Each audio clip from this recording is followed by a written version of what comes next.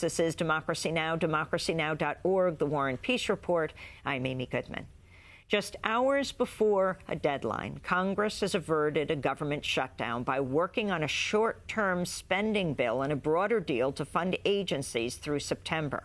Without the extension, federal agencies would run out of money by midnight tonight.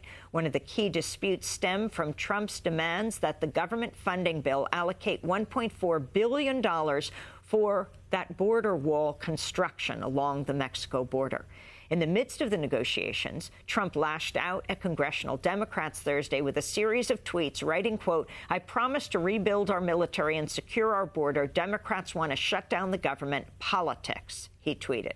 White House spokesperson Sean Spicer addressed the budget fight during his daily press briefing.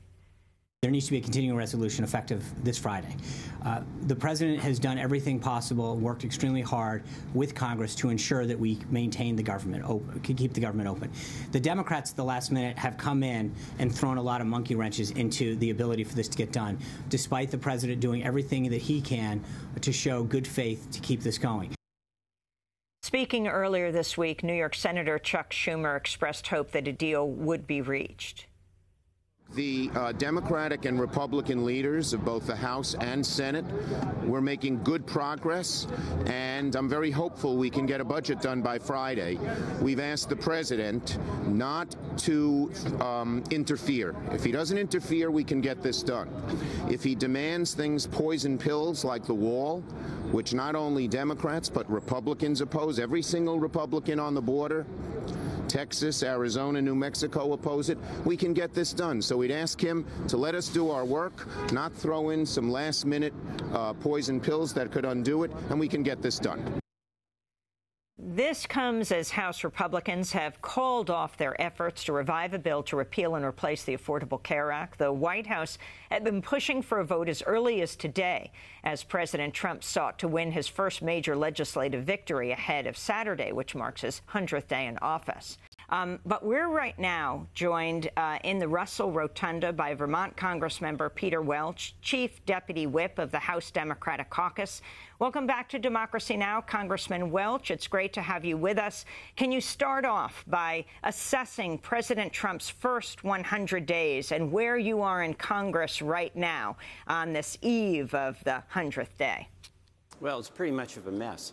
I mean, the border wall that he promised has not gone up, thank goodness. The ban on Muslims coming into the country has been declared unconstitutional, so we've got a check and balance operating with the judiciary so far.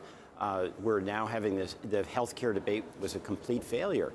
So a lot of the big-time promises that the president made, he's failed to deliver on. In the first 100 days, by the way, they really are important because there's three things the president can do in that 100 days. Number one, make good on promises that he made during the campaign, and what you've seen is an inability on the part of the president to do that.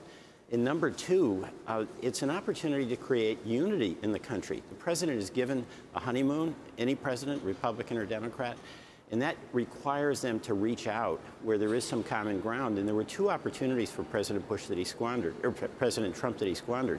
One was the infrastructure, where a lot of us are ready to work with him, but they haven't presented a plan. And two is on lowering the cost of prescription drugs, where the president in the campaign and in office has said he's for that. Democrats are all in on that, but there's no plan. And then the third thing is that the president can identify what he or she is going to focus on in the next 4 years and identify the big challenge in the country. And the big challenge in this country is income inequality, and everything that the president has proposed would intensify that, accelerate it, not diminish it. So I think it's been a pretty poor showing for the first 100 days. So we all know that he did not succeed in repealing Obamacare the first time. And then there was this 11th hour effort to do it again. What happened?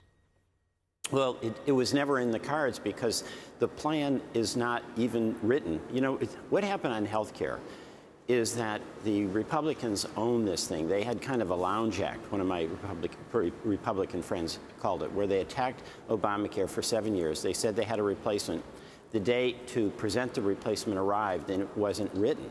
So they really didn't have a plan, and what they substituted as a health care plan was something that was going to, in effect, be a tax cut. That's really what it was. 24 million people lost their health care over 10 years, and we were going to have a $1 trillion shift out of health care as a tax cut that went essentially to people making over $250,000, but largely over $1 million. And Amy, the 400 wealthiest families in the country under that, quote, health care bill, were going to get a check for $7 million. So this was not a health care plan. It was never written.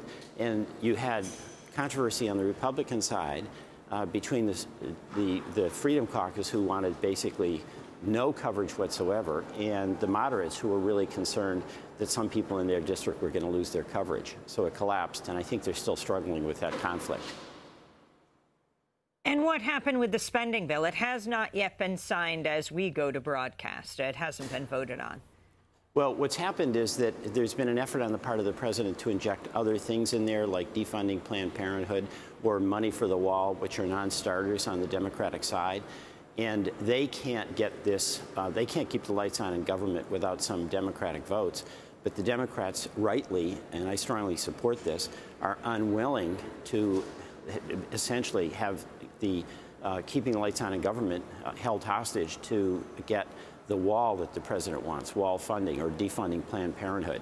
So at the end of the day, I think they're going to put down their demands and will keep the lights on in government. But Amy, let me give a little context. It's now April, the end of April. The budget that we're talking about was supposed to begin last October, and we don't have a budget. We have a continuing resolution where basically we're just operating under last year's numbers. And the fundamental responsibility of a legislative body is to pass a budget. And we haven't done that, I think, during the entire time that Paul Ryan has been the Speaker of the House. So it's not going well, and that's actually really bad for the country.